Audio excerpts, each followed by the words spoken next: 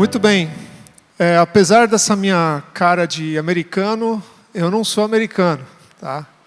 Eu sou natural da terra onde tem as araucárias que dão o pinhão e onde o leite quente dá dor de dente no dente da frente da gente. Alguém sabe onde é essa terra que fala diferente? Isso aí é o Paraná. Sou natural de Curitiba. Nasci e cresci lá, mas já passei mais da metade da minha vida fora de lá. Vou falar um pouquinho da missão do céu, mas antes eu vou falar um pouco da gente. Pode passar a próxima imagem. Minha família está aí. Meu filho Matias, o mais velho, 16 anos. Keila, minha esposa, e a baixinha aqui, a Larissa, minha filha de 14 anos. Keila é de São Paulo, cresceu em São Paulo, e nós nos conhecemos no seminário bíblico, nos anos 90. Em dezembro nós completamos 25 anos de casado, e semana passada eu fiz 50 anos de vida, então já temos uma boa caminhada aí. E nos conhecemos no seminário e fomos pastorear uma igreja em Florianópolis, e em 1998, então, seguimos para Goiás, para Asas de Socorro. Lá eu fiz minha formação como missionário piloto e servimos em Asas de Socorro por 17 anos. Até final de 2014, começo de 2015, nós fomos desafiados a assumir a missão do céu. Bom, eu não trouxe a minha família, eles estão lá na igreja que nós congregamos, aqui em Manaus nós congregamos na Batista Campus, fica ali na Belo Horizonte, perto do Manauara. É uma congregação da primeira igreja batista lá de Parintins, do pastor Elmer. Mas não somos batistas de origem, mas estamos batistas, né? Eu sou de uma igreja chamada Irmãos Menonitas. Alguém já ouviu falar dessa igreja? Pastor Gabriel já, né? Muito difícil alguém conhecê-la. É uma igreja lá do sul, de imigrantes. Meus avós vieram da Rússia, então eu não tenho nada a ver com americano, né? Só que eles eram colonos alemães, então eu tenho essa cara de alemão, na verdade. Mas muito cedo pude conhecer a Jesus por meio da minha mãe e frequentar a igreja. Eu sou rato de igreja. E pude entender que Deus tinha um propósito e um chamado para a minha vida, como missionário, como pastor. Na verdade, mais como missionário do que como pastor. Apesar das pessoas me chamarem de pastor, eu sou pastor da igreja, apesar de não ter uma igreja hoje debaixo da minha liderança, mas como pela igreja lá em Curitiba, né, nós pastoreamos um tempo lá em Florianópolis. Muito bem, mas eu trouxe aqui um casal de missionários da Missão do Céu. Vou pedir para o Arthur e Isabela, fiquem de pé, por favor. Eles vieram junto conosco, nosso casal de missionários mais jovens. Também são lá de São Paulo e Goiás, né? Depois o Arthur vai contar uma experiência aqui para vocês dele aqui na Amazônia. Pode sentar. Tem mais algum missionário aqui? Para ficar... Nenhum missionário mais? Tá bom. Vamos ver se até o final dessa meditação vocês vão continuar pensando desse jeito. Nós temos muitos questionamentos nessa vida. E duas grandes perguntas da humanidade que cada geração precisa responder para si próprio são: quem nós somos e qual o nosso propósito, né? Então, nós vivemos hoje, principalmente, uma grande crise de identidade, né? Quando a gente tem um formulário para preencher, vou pedir para o pessoal passar para o próximo slide. Quando a gente tem um formulário para preencher, aparece lá identidade. O que a gente coloca lá? Geralmente o número, né, da nossa identidade, Só que aquilo lá é a nossa identidade? Não, né? Nossa identidade é muito mais do que isso. Aí eu falei um pouquinho da minha identidade aqui, neto de imigrantes, sulista lá, né? Mas estou mais tempo aqui no Amazonas do que no Paraná. Já perdi aquele sotaque de leite quente, né? Estou falando leite quente já. Meu sotaque acho que é muito estranho para as pessoas aqui, porque é misturado até com um pouquinho do goiano aí, da Isabela. Morei 6 anos em Goiás. Aí às vezes a gente fala porta, né? Mas a nossa identidade, ela é formada de diversas coisas. E como pai de 2 adolescentes, que estão vivendo numa época muito diferente da época que eu cresci, os anos 80 e 90, nós vivemos hoje num período em que tudo está sendo desconstruído. Nós não temos mais aquelas bases firmes de valores e princípios que meus pais me apresentaram. E a sociedade, na época, era mais estável. Nós vivemos num ambiente muito mais instável. E eu vejo como é importante e necessário nós, como pais, eu falo pais homens principalmente, sentarmos com os nossos filhos, termos tempo de conversa com eles e afirmarmos a identidade deles. Tanto da menina como do menino. Nós, pais, homens, nós somos grande influência para que eles tenham uma identidade clara de quem eles são, né? Rapaz, moça, criados por Deus para a glória de Deus, né? Então, fechando parênteses aqui de pai para pai, voltando para a questão, quem aqui arrisca dar uma resposta, qual é a sua identidade? Não é fácil, né? Não é fácil a gente responder essa pergunta. E muitas vezes nós confundimos a nossa identidade com aquilo que nós fazemos, né? Porque, na verdade, o que nós fazemos é o nosso propósito. Para que você existe? Qual é o seu propósito na vida? O que é que faz você levantar da cama de manhã e ir tocar a sua vida? Por que nós existimos? O que é que impede você de dar um tiro na sua cabeça e acabar com essa vida aqui? O que impede você disso? É o seu propósito. Você tem um motivo porque você levanta de manhã da cama, seja para criar os seus filhos, para cuidar dos seus pais, cuidar dos seus negócios, cuidar da sua vida. Mas todos nós precisamos saber por que nós existimos. Qual dessas duas perguntas é mais importante? Quem somos ou para que existimos? Tem filósofos que dizem que o propósito é que define a nossa identidade. Outros dizem que é o contrário. Nós não vamos resolver essa questão, mas a melhor coisa que nós podemos fazer é ir para o manual do nosso Criador, ir para a palavra de Deus. E a Bíblia fala muito sobre nossa identidade e o nosso propósito. A Bíblia tem muitas definições disso. E eu acho que a gente pode ter uma conferência, um congresso inteiro, ficar dias aqui estudando a respeito do propósito de Deus para a nossa vida, a respeito da identidade que Ele tem definido para nós. E há uma máxima, é um conceito, um princípio máximo na fé cristã, que diz, né, que é um absoluto, que faz tanta falta nos dias de hoje, então, com tantas coisas não absolutas, nós precisamos de absolutos na nossa vida. E há um absoluto na fé cristã que diz que a nossa identidade verdadeira, ela está guardada em Cristo. Então, se você tem dúvidas a respeito de quem você é, do seu propósito, aproxime-se de Cristo. Aprenda com o Mestre Jesus quem você é. Ele tem a resposta. E é interessante que quando a gente lê a Bíblia com essa perspectiva, a gente começa a perceber que grandes heróis da fé viveram crises de identidade. Moisés viveu a crise. Ele era filho de Faraó ou ele era filho de hebreus? Quem era ele, afinal de contas? E ele viveu crise. E ele teve que se afastar um tempo, né? Deus teve que trabalhar na vida dele para firmar a identidade dele.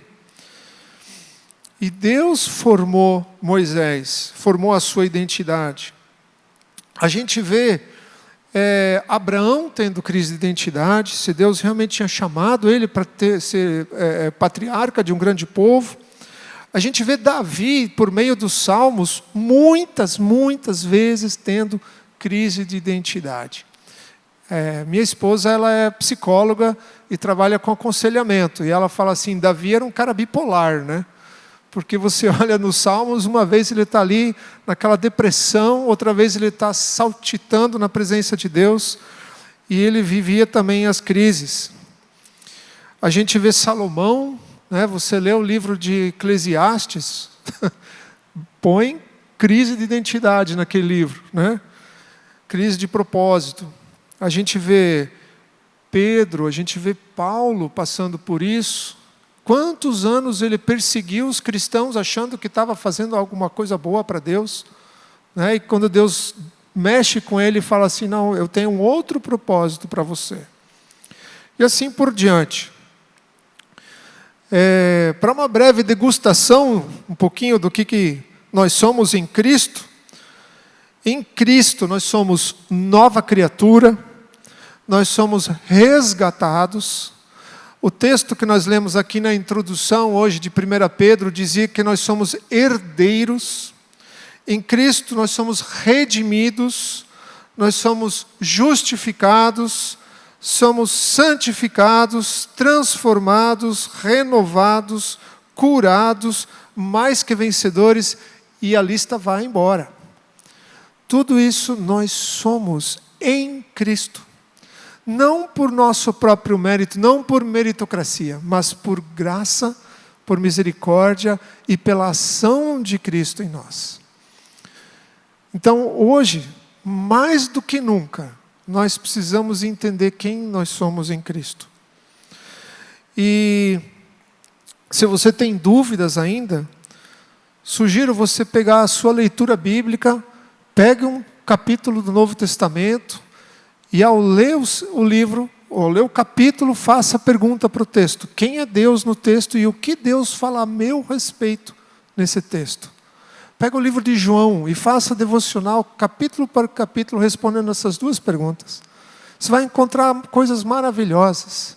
João capítulo 15. Eu sou a videira verdadeira, vocês são os ramos. Quem permanecer em mim e eu nele, esse dá fruto.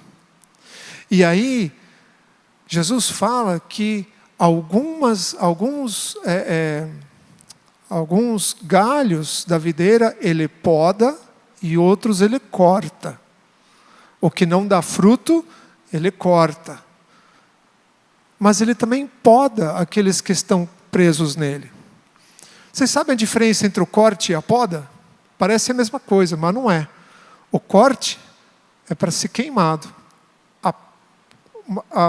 Quando a gente poda uma planta, a gente tira um pedaço dela. A gente fere ela. Mas o que acontece quando o que acontece depois? Ela multiplica em frutos. Mas a poda dói. Mas ela tem um propósito. Então se veja, Deus, Ele tem tesouros magníficos na sua palavra que ajudam a gente a afirmar nossa identidade. Quando passo por dificuldades, Deus está permitindo essa dificuldade para me cortar ou para me podar? É para podar? Então vai dar fruto. Eu vou aguentar essa dorzinha, né, esse período de dificuldade, e vou procurar dar o fruto para Jesus. E assim por diante. Nós estamos falando a nível pessoal. Só que o conceito de identidade, de propósito, nós podemos levar isso para vários ambientes. E o principal que eu quero trazer aqui para nós hoje é o ambiente da igreja. Né? E a igreja? E aí nós, de novo, podemos pegar muitos textos. Né? Paulo fala muito sobre isso, Pedro também, e hoje nós vamos focar num versículo bíblico. 1 Pedro, capítulo 2, versículo 9. Ele vai ser projetado aí, pode dar mais uma aí, isso, apareceu aí na tela. 1 Pedro 2,9 diz assim, vocês, porém, e aqui, se a gente volta para o versículo 5 desse capítulo, Pedro está falando para a igreja, ele não está falando para uma pessoa individualmente, ele está falando para o corpo de Cristo, para a comunidade. Ele está dizendo assim, vocês, porém, são geração eleita, sacerdócio real, nação santa, povo exclusivo de Deus, para anunciar as grandezas daquele que os chamou das trevas para a sua maravilhosa luz. Olha só que maravilha, um texto facinho de a gente entender. Quem é a igreja? Qual a identidade da igreja? Ele começa, né, no primeiro trecho falando assim: vocês foram escolhidos por Deus. Vocês são geração eleita. Vocês são sacerdócio real. Olha só, o povo, que é a cultura do povo para quem Pedro está falando, são os judeus convertidos. Então eles entendiam muito bem o conceito de sacerdote e de rei. Afinal de contas, eles têm isso na sua história. Mas a gente vê que ninguém era as duas coisas ao mesmo tempo. Ou era o sacerdote, a gente tem que lembrar ali de Samuel, Eli e outros sacerdotes. E a gente tem que lembrar dos reis, né? Davi, Salomão, Saul e outros. Então, ou era um ou era outro.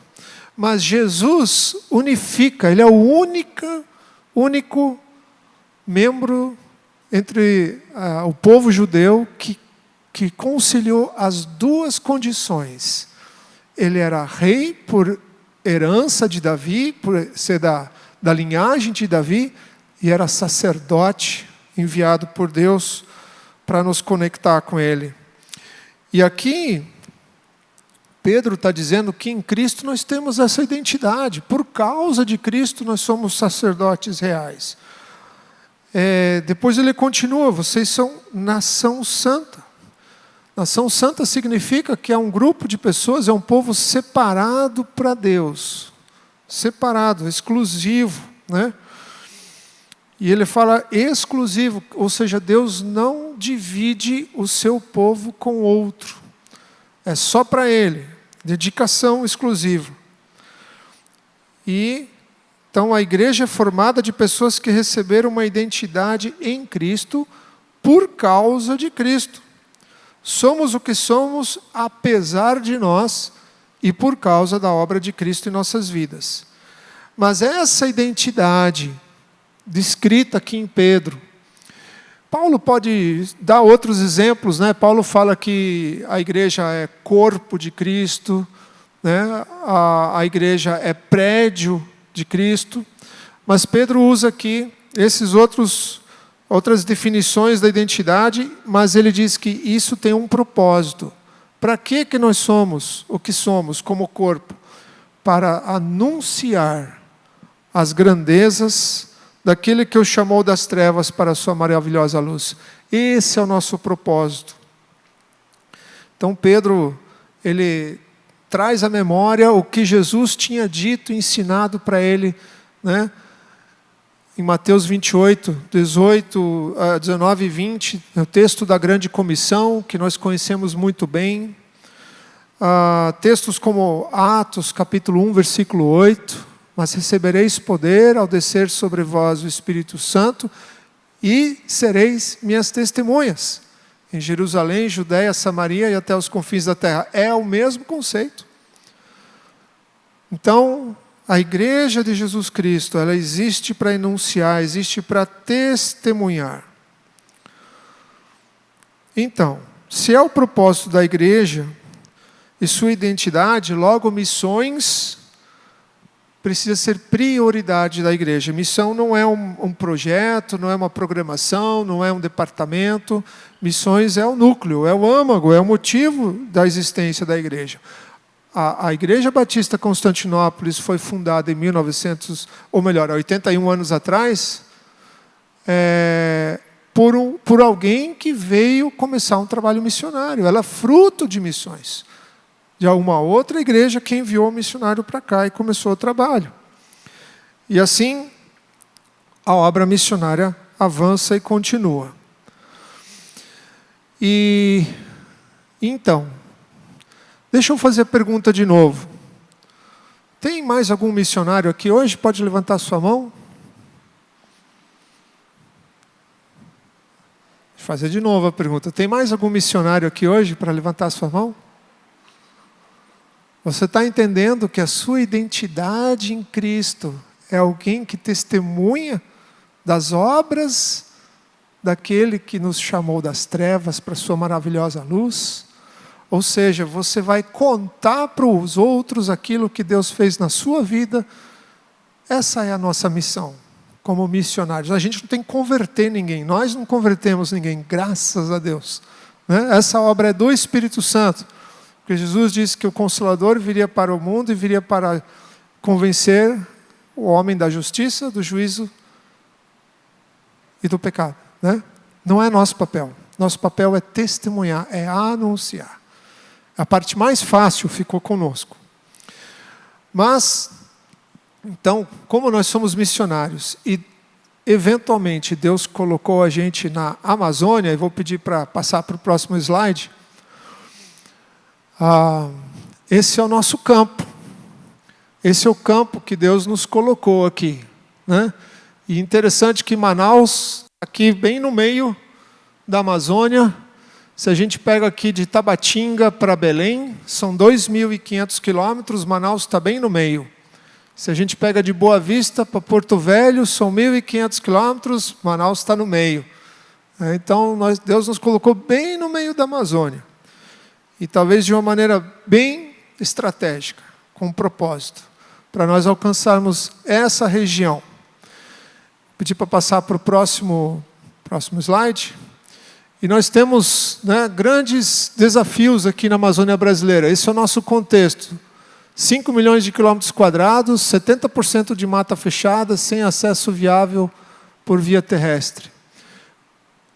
Pesquisas missionárias revelam que há pelo menos 1 milhão de pessoas no interior da selva brasileira, a selva amazônica brasileira, sem acesso à palavra de Deus, sem acesso ao Evangelho.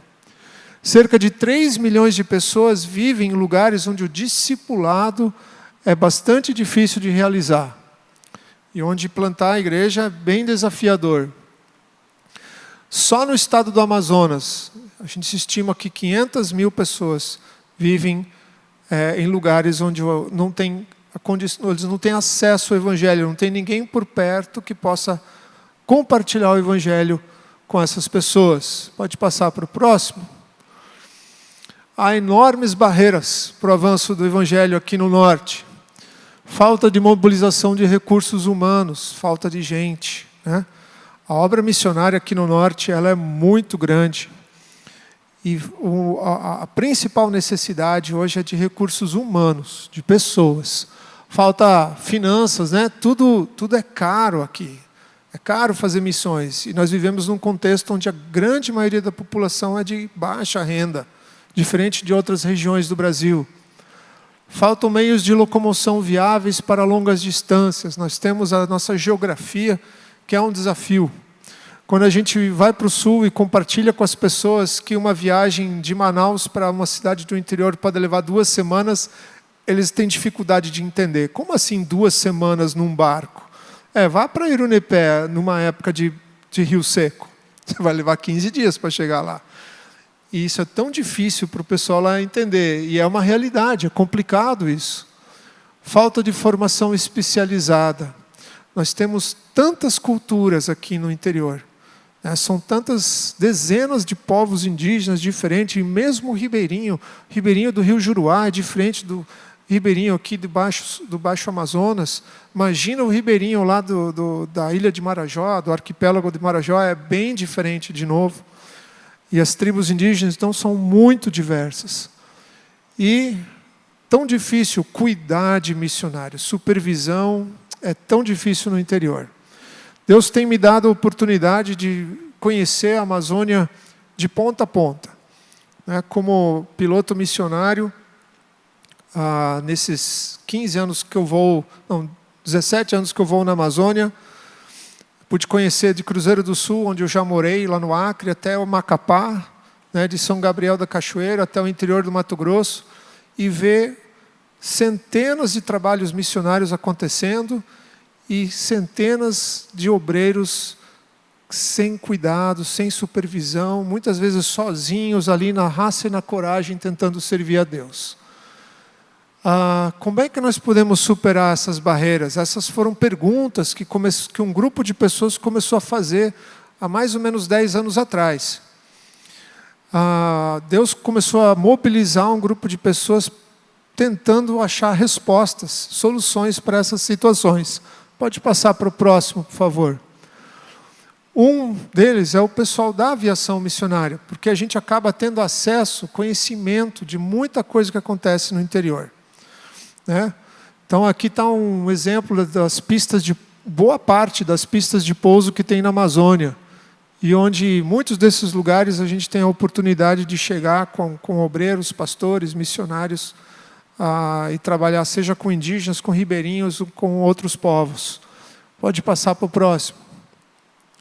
Outro grupo foi um grupo que se formou em 2012, que começou um projeto chamado Projeto Fronteiras. Nós tínhamos a pergunta: quantos são os não alcançados da Amazônia? Onde estão e quem são? Então, como piloto da aviação missionária, eu tive a oportunidade de voar, por exemplo, com a liderança da Assembleia de Deus, com a liderança da Convenção Batista, com pastores presbiterianos, para os mais diversos lugares. E a todos eu perguntava: pastor, o senhor sabe quantas comunidades falta para a gente alcançar? Ninguém tinha uma resposta clara para isso. O censo de 2010 do IBGE aponta 35 mil comunidades na região amazônica. Toda a Amazônia, 35 mil comunidades ribeirinhas. Agora, quantas delas estavam alcançadas e quantas não? A gente não sabia. Então, formamos uma equipe, começamos um projeto de pesquisa, chamado Projeto Fronteiras, e esse conteúdo está no website que está aqui embaixo, né, projetofronteiras.com.br. Nós mapeamos, em 3 anos, 7.500 comunidades no interior do Amazonas. E nós identificamos onde o Evangelho já tinha chegado e onde ainda faltava. Então, as áreas em vermelho e laranja são as áreas onde tem menor presença evangélica, menos de 10% ou 20%, dependendo da região. E se a gente olha bem, é a calha do Rio Madeira, do Rio Purus e do Rio Juruá e os Solimões. São as 4 calhas de rio menos alcançadas. Nós conseguimos medir isso e surgiu esse mapa.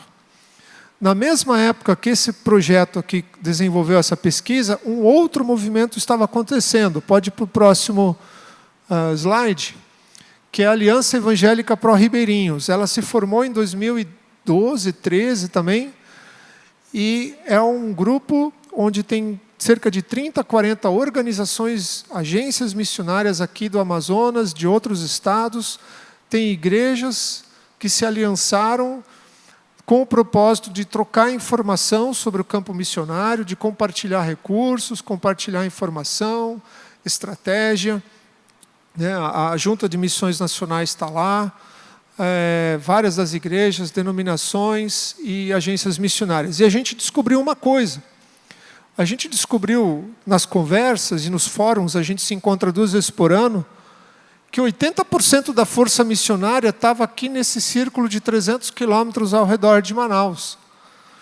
80% da força missionária concentrada em apenas 20% do território. E 20% da força missionária em 80% do território. E nós chegamos à conclusão que tem alguma coisa errada nesse negócio. Por que todo mundo está aqui em Manaus? A gente precisa sair daqui.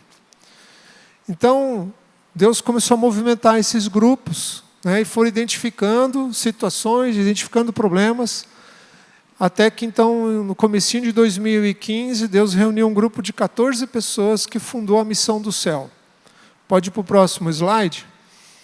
Onde então a gente queria trabalhar para encontrar soluções para os problemas que a maioria das agências estavam encontrando.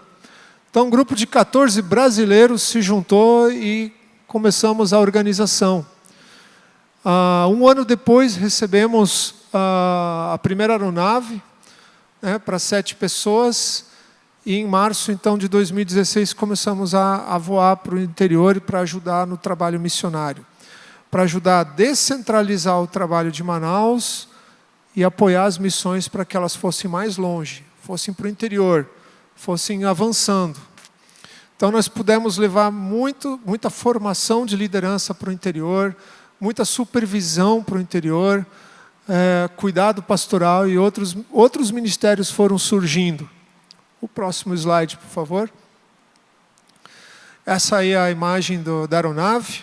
É uma aeronave rápida, aí a gente consegue, de Manaus a gente consegue chegar em qualquer ponto da Amazônia, num voo direto, com 6 a 7 passageiros. Pode ir para o próximo. Então nós, como Missão do Céu, nós começamos a trabalhar e atuamos em capacitação de pessoas e cuidado pastoral de obreiros.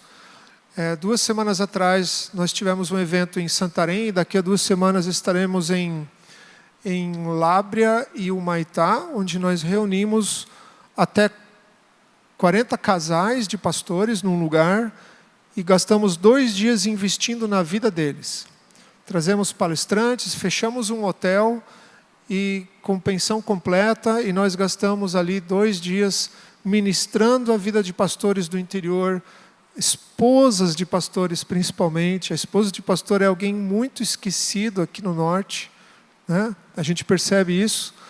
E então eles têm lá um tempo, um retiro próprio para eles. Muitos dos pastores que vão nunca tinham ido num retiro para não fazer nada. Geralmente ele era o organizador do retiro, né? Ele ia a um retiro para ser cuidado. Capacitação de pessoas e treinamento, nós temos parcerias que ajudam nisso aí, e o Arthur é um dos coordenadores disso. A Missão do Céu não faz nada sozinha. Nós fazemos tudo em parceria. E nós temos 2 organizações parceiras que formam líderes para plantar a igreja e fazer discipulado. E nós fazemos isso no interior do Amazonas.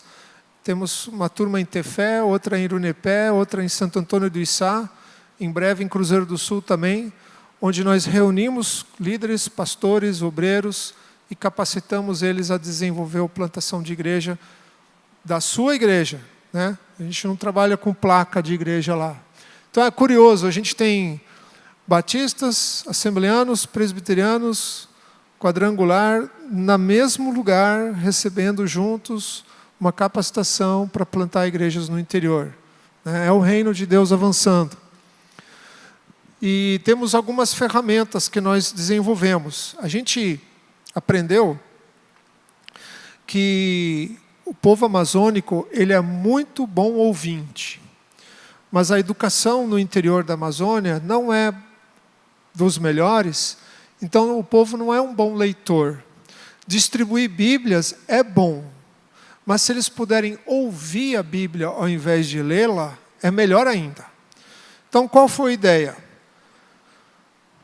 Por mais limitado que seja, quase todo mundo no interior tem um smartphone, tem um celular, por mais simples que seja. E em 99% dos casos você pode colocar um chip de memória, um cartão de memória, um cartão SD. Então nós criamos o cartão do céu. Não é um cartão do crédito para você fazer compra do céu, mas é um cartão de memória. E nesse pequeno chip, nesse pequeno cartão de memória, tem a Bíblia todinha em áudio. Tem 1.300 horas de programa de rádio da Rádio Voz dos Andes. Quem aqui já ouviu Rádio Transmundial? Os mais antigos aí. A Voz dos Andes, Rádio Transmundial. Eram as rádios que o pessoal no interior ouvia. Só que agora não tem mais o radinho de onda curta. Então o que eles fazem? Bota a programação num cartão e a gente distribui esse cartão. Recentemente, agora, pudemos incluir no cartãozinho o filme Jesus e o documentário bíblico Tetelestai. Então, a gente tem muitas histórias. A gente já distribuiu mais de 5.000 desses, nesses 4 anos que a gente está distribuindo eles. Não, 5 anos está completando agora em novembro. E tem sido uma bênção. Tem chegado em muitos lugares no interior. E Deus levantou mantenedores que nos ajudam a custear esse material. E nós, então, temos todo um sistema para distribuir isso gratuitamente entre os ribeirinhos. Temos um material escrito também. E tem lugares onde não tem o aparelho, nós temos o player, que é o Proclaimer. É um aparelho que já vem com a memória gravada, tem um painelzinho solar, a pessoa só liga e dá o play e ele toca a Bíblia ali em áudio, com painel solar, não precisa nem recarregar na bateria. quando terminar o culto, passem lá no stand, vocês vão poder ver o aparelho. Podem levar um folder nosso lá também, para vocês estarem lembrando da gente. Nós continuamos com a pesquisa missionária. O projeto Fronteiras 2.0 vai começar agora e vamos refazer e queremos expandir para o resto da Amazônia. A gente fez só o Amazonas, queremos fazer os outros estados e levantar esses dados. Onde estão os não alcançados? Quem são eles? Para que a gente possa ajudar a mobilizar a igreja para ela ir para o lugar certo, onde realmente está faltando. E aí a aviação missionária, ela só serve os outros ministérios, né? A Missão do Céu, ela é muito mais do que a aviação missionária. Tem vários outros projetos. Pode passar adiante, por favor.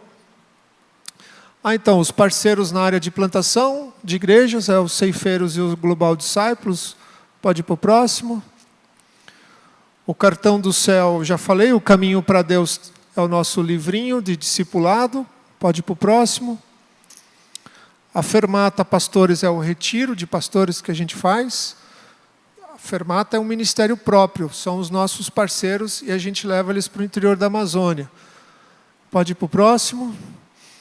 E na área de cuidado pastoral, foi criado agora há um ano o Ministério Acolher. O Ministério Acolher, ele visa cuidar de missionários e obreiros em 6 áreas. Na área espiritual, emocional, física, familiar, educacional e financeira. Então nós ajudamos os missionários da nossa missão com essas áreas, mas também missionários de outras organizações. Por exemplo, temos o nosso escritório ali em frente ao Aeroclube, em Flores. Do outro lado da rua tem um prédio comercial, a gente tem uma sala alugada ali, onde tem 2 consultórios.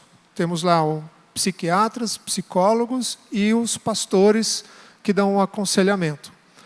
Então ali nós podemos cuidar da área espiritual e da área emocional. A Fermata, que é o retiro de pastores, também cuida da área espiritual e da área emocional. Na área financeira nós temos pessoas que dão treinamento de como o missionário pode organizar as suas finanças e ajudar ele a fazer divulgação. Na área familiar e na área educacional é mais para dentro da missão, a gente não tem ações para fora.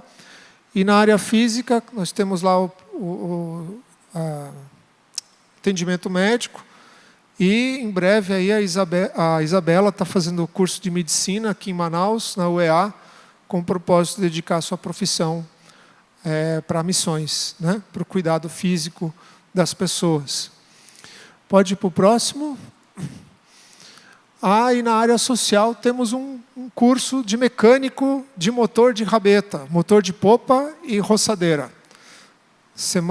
2 semanas, né, Arthur, atrás, tivemos em Terra Santa, no Pará, ali perto de Juruti, de Oriximiná, e juntamos ali um grupo de 20 homens, de 5 comunidades ribeirinhas diferentes, o pastor da Assembleia de Deus do Pará, ali da cidade, que organizou, e levamos uma equipe de 3 professores da missão, e durante 5 dias eles ministraram um curso de mecânica para esses homens.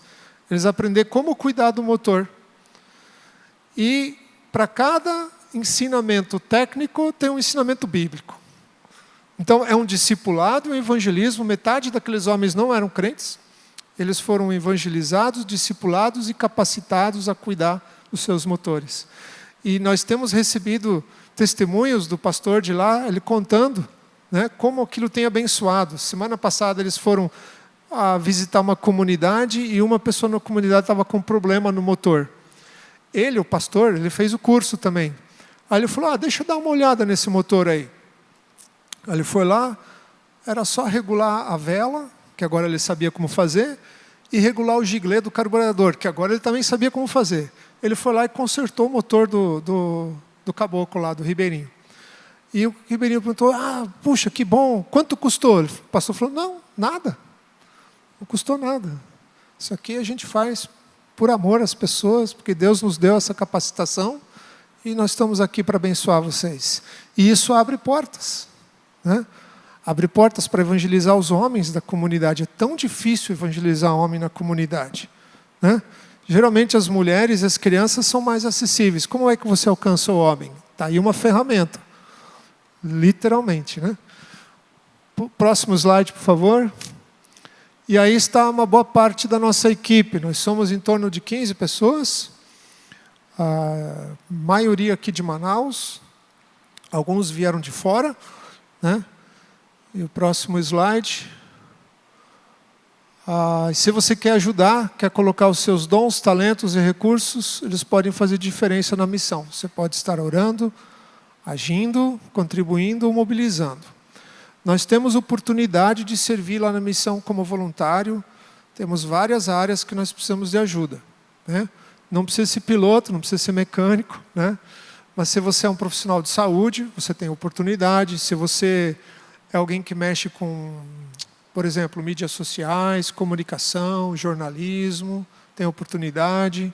Na área administrativa, por exemplo, todo o projeto, todo o ministério do Cartão do Céu, a gente precisa de alguém que coordene isso.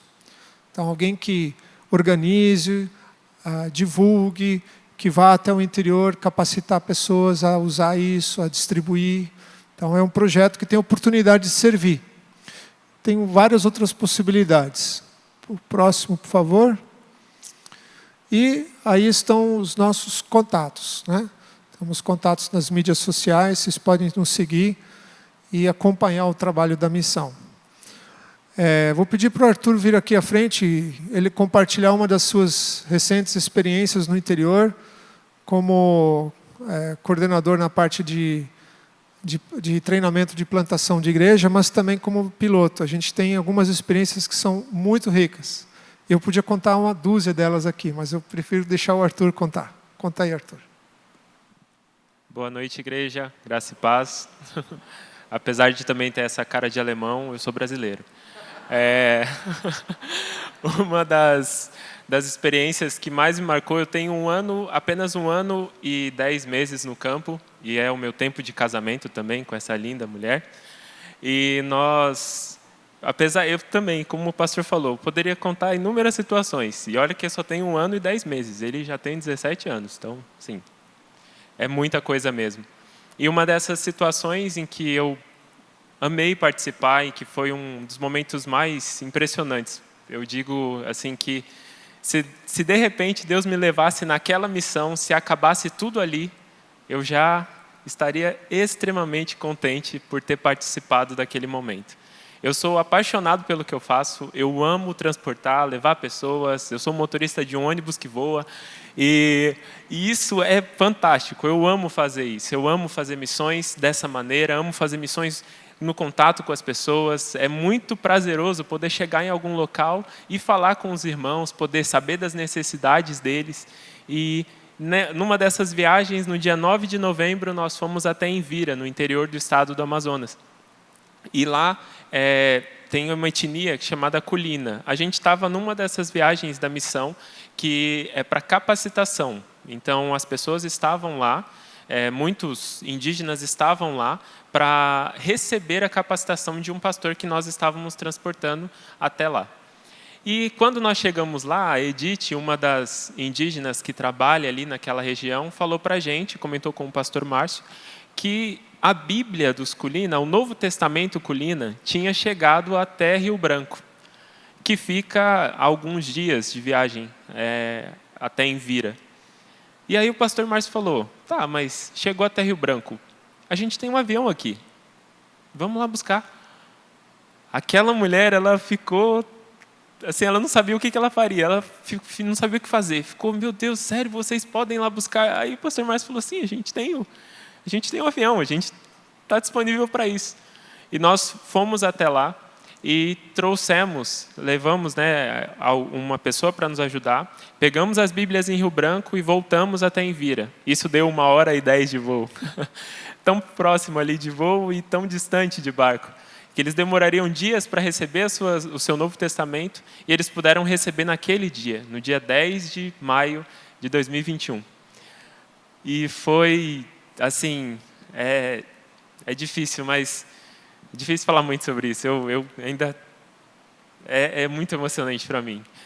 E Saber que os missionários estavam trabalhando naquilo durante 50 anos. E que eu pude participar do trabalho de 50 anos dos missionários. Carregando Bíblias que vão levar aquela cultura, vão levar aquele povo para mais perto de Deus. E isso, nossa, por isso que eu falei, se tudo acabasse ali, eu já estaria extremamente contente. Porque eu participei, pelo menos carregando a caixa daqueles missionários que trabalharam 50 anos na tradução daquela Bíblia. Então, essa é uma das histórias que a gente falou que eu gostaria de contar para os irmãos. E é um grande prazer poder falar isso aqui. Deus os abençoe. Obrigado, Arthur. 3 anos atrás, dia 10 de outubro de 2018, nós fizemos um voo idêntico para levar as Bíblias para o povo Apalaí. Saímos de Macapá com 300 Bíblias para o Parque do Tumucumaque, lá em quase fronteira com Suriname. Também missionários que tinham começado o trabalho 50 anos atrás. E agora nós podíamos participar da última fase, que era só levar a Bíblia, né, literalmente a palavra de Deus. E aí nós participamos o final de semana ali daquela conferência bíblica. De repente aquele povo fez uma conferência bíblica pela primeira vez com a Bíblia na mão, a Bíblia deles. E foi lindo, gente. O Arthur, um mês depois, ele foi lá de novo, né, com a liderança da Missão Novas Tribos, para fazer a consagração da entrega da Bíblia. Mas ali, isso lá entre os Colinas, em Envira, né, eu estou contando agora dos Apalaí, lá no Amapá. E, irmãos, a gente às vezes leva tão assim, sem cuidado, né, a Bíblia. Os indígenas lá, cada um costurou uma bolsa. Eles pegaram um paninho, costuraram uma bolsa para guardar a Bíblia dentro da bolsa, para a Bíblia não sujar. E aí eles ainda fizeram lá um zíper para fechar, e a bolsa era meio impermeável para não molhar na canoa. E quando a gente pregava na conferência, eles traduziam para mais outras 2 línguas. E eu via os senhores aqui sentados nas primeiras filas, anotando tudo. Tudo que a gente falava, eles anotavam. E eu perguntei para o missionário, por que eles anotam isso aí? Não, eles vão voltar para as tribos deles, para as aldeias, vão viajar aí 2, 5, 10 dias de canoa de volta para casa, porque eles vieram aqui pegar a Bíblia e participar da conferência. Lá na aldeia deles, eles vão pregar tudo de novo que eles ouviram aqui. Falei, meu Deus, né? Que responsa, mas que bênção. E assim a gente vê a palavra de Deus invadindo a selva sorrateiramente. E nós podemos ali vislumbrar um pouquinho daquilo que João fala em Apocalipse, né? Que ele viu o trono de Deus e ele viu lá uma grande multidão de todas as povos, tribos, línguas e nações adorando o Cordeiro de Deus. Por isso não tem privilégio maior, gente, do que nós participarmos, seja como for, na obra de Deus, de anunciar as obras daquele que nos tirou das trevas e nos levou para a sua maravilhosa luz. Então, querido, se você acha que a sua identidade é ser dona de casa, é ser empresário, é ser professor, é ser motorista, isso não é a sua identidade. A sua identidade em Cristo é ser alguém que testemunha, é ser um missionário. O seu disfarce é a sua profissão, mas a sua identidade é missionária. Então, vou perguntar de novo. Quantos missionários nós temos aqui hoje, presentes? Cada um que já tem Senhor Jesus como seu Salvador é um missionário. Quem não tem, é campo missionário. Então, se você não é missionário, você é campo missionário. E alguém precisa te falar sobre o amor de Deus. Queridos, muito obrigado pela oportunidade de poder compartilhar com vocês as coisas que Deus faz. Não é mérito nosso, não somos nós que fazemos. A missão do céu, ela chama-se missão do céu porque ela vem voando por um céu que é azul, mas ela anuncia a mensagem do céu que tem ruas de ouro, Por isso que ela tem um arco amarelo e um arco azul, porque são os dois céus da mesma mensagem. A nossa mensagem é do céu que tem as ruas de ouro, e onde um dia todos nós queremos chegar. Amém? Orem por nós, orem para que Deus levante mais obreiros. Lucas 10, 2.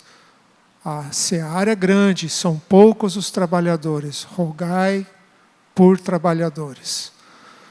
Orem por segurança, nossa aviação aí sobre a selva, ela é desafiadora, né? Nesse momento, nossa aeronave está em São Paulo, essa que vocês viram, e tem uma maquete lá na saída.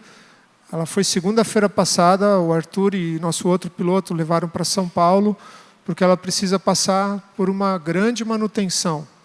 O fabricante do motor exigiu que nós fizéssemos a troca de uma peça lá dentro. Então, só uma oficina certificada pode fazer isso. Então, o motor está em Sorocaba e a peça vai para os Estados Unidos, vai ser vistoriada pelo fabricante, depois devolvida e reinstalado no motor. E a gente espera que até janeiro isso esteja pronto. Então nós vamos ficar 4 meses sem operar aqui. E vai ser uma despesa bem grande, né? Vamos gastar uma boa quantidade de dinheiro. Então ore para que Deus levante os recursos, para que Deus mande obreiros para esses trabalhos e que Deus abençoe os milhares de obreiros leigos que estão espalhados pelo interior do Amazonas, que por mais limitado que seja, eles estão lá tentando fazer o melhor que eles podem. Orem por quem está lá na ponta, lá no meio dos rios, no interior da selva. Eles precisam muito da nossa oração, para que eles perseverem, né? E Deus levante outros, e nós possamos apoiá-los. Amém? Queria terminar com uma oração, pedir que cada um, nós baixemos nossas cabeças e coloquemos nossa vida diante do Senhor. Amado Deus e Pai, muito obrigado que um dia um missionário chegou até nós e nos trouxe a mensagem de salvação. E o Teu Espírito fez a obra em nosso coração e nos convenceu do pecado e da necessidade de entregarmos nossa vida a Jesus. Quantas pessoas nesse interior do Brasil, na Amazônia, ainda não tiveram a oportunidade de receberem esse convite, de ouvirem a respeito do Teu amor? Pedimos, Pai, que o Senhor levante obreiros que tenham coragem, força e condição para ir para esse interior. Pedimos, Pai, que o Senhor levante mantenedores que possam sustentar esses obreiros. Pedimos, Pai, que o Senhor levante igrejas que possam enviar esses obreiros e cuidar deles lá no campo também. Pedimos, Pai, que o Senhor esteja aqui com a Igreja Batista Constantinópolis, que tem tantos projetos no interior, que tem uma visão missionária madura e bem concretizada. Que o Senhor abençoe esses trabalhos, esteja com cada obreiro no interior, com cada missionário e com cada membro aqui, Pai, que no dia a dia está evangelizando o seu vizinho, seu colega de trabalho, o seu campo missionário próximo ali de onde ele vive. Abençoa, Senhor Deus, o resultado do trabalho dos irmãos aqui, para que a igreja possa continuar sendo liberal na obra do Senhor como tem sido. Supra as necessidades dos irmãos, Senhor Deus, cuida da saúde de cada um. Abençoa os missionários no interior. Dê a eles força, ânimo e sustento, Pai. E que quando a gente sair aqui hoje, nós possamos sair para o campo, como o Senhor nos enviou, para anunciar as maravilhas daquele que nos tirou das trevas para a sua maravilhosa luz. Louvado seja o Teu nome, em nome de Jesus. Amém. Amém.